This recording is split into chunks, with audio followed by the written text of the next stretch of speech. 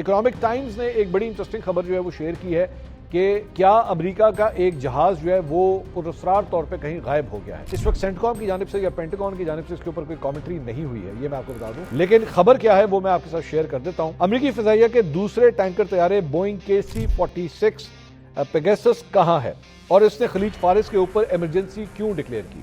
یہ سوال اس وقت توجہ کا مرکز بن گیا جب فلائٹ ٹریکنگ سے ظاہر ہوا کہ امریکی فضائیہ کے 2 ری فیولنگ طیاروں نے چند گھنٹوں کے اندر 7700 کا جنرل ایمرجنسی کوڈ جو ہے وہ جاری کیا۔ عام طور پہ یہ جو جہاز ان کے جو نیویگیٹرز ہوتے ہیں یا جو پائلٹس ہوتے ہیں وہ اگر کوئی سچویشن جہاز کے ساتھ ہو، SOS کوڈ ہوتا ہے یا مختلف قسم کے کوڈز ہوتے ہیں جو بیسکلی آپ کنٹرول ٹاور ہوتا ہے اس تک پہنچائے جاتے ہیں کہ جناب ہمیں یہ پرابلم ہے، تو وہ کوڈ جو ہے وہ جاری کیا جاتا ہے۔ اب یہاں پہ ان جہازوں کی جانب سے یہ کوڈ جاری کیا گیا جو کہ ایک ایمرجنسی کوڈ ہے 7700 کا۔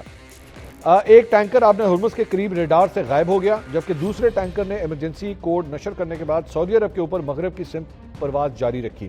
رپورٹس میں خطے میں GPS اور AIS جیمنگ کا بھی ذکر ہے۔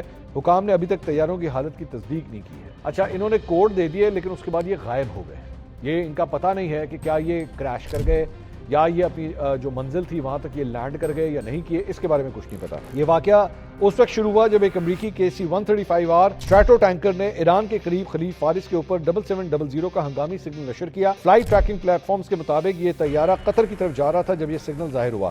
ایمرجنسی کوڈ نشر کرنے کے بعد فوراً بعد طیارہ ریڈار سے غائب ہو گیا۔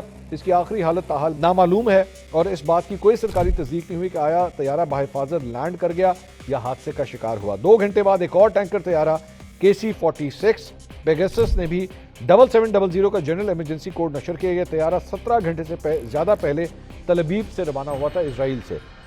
فلائٹ ٹریکنگ ڈیٹا سے اندازہ ہوتا ہے کہ پہلے طیارے کے سگنل غائب ہونے سے قبل KC-46 کو ممکنہ طور پر KC-135 ٹینکر سے ریفیول کیا گیا تھا اور دوسرے ٹینکر کی ٹریکنگ سعودی عرب کے اوپر پرواز کے دوران غیر مستحکم ہو گئی۔ امریکی فضائیہ کے دوسرے ٹینکر بوئنگ KC-46 پیگاسس نے خلیج فارس کے اوپر ایمرجنسی کیوں ڈکلیئر کی؟ ایمرجنسی کی وجہ کوئی سرکاری تصدیق اب تک نہیں ہوئی ہے۔ تاہم رپورٹس کے مطابق اسی دوران آبِ ہرمز کے علاقے میں شدید GPS اور AIS جیمنگ کی سرگرمیاں دیکھی گئیں۔ الیکٹرانک وارفیئر کے باعث اس خطے میں ریڈار سگنلز کا غائب ہونا اور ایمرجنسی کوڈز کا استعمال رپورٹ کیا گیا ہے۔ حکام نے اب تک طیارے کے انجام کی تصدیق نہیں کی ہے اور نہ ہی امریکی سینٹرل کمانڈ یا پینٹاگون کی جانب سے کوئی بیان جو ہے وہ جاری کیا گیا۔ تو ایک بڑی پراسرار قسم کی بات ہے کہ اس بارے میں جو ہے وہ اب تک بالکل خاموشی ہے کہ کیا یہ جہاز حادثے کا شکار ہوئے ہیں، یہ 2 جہاز، یا کیا یہ لینڈ کر گئے سیفلی، یا اگر یہ خبر آئی تھی تو اس کی کوئی تردید کر دی جائے۔ اب تک ایسا کچھ جو ہے وہ نہیں ہوا ہے۔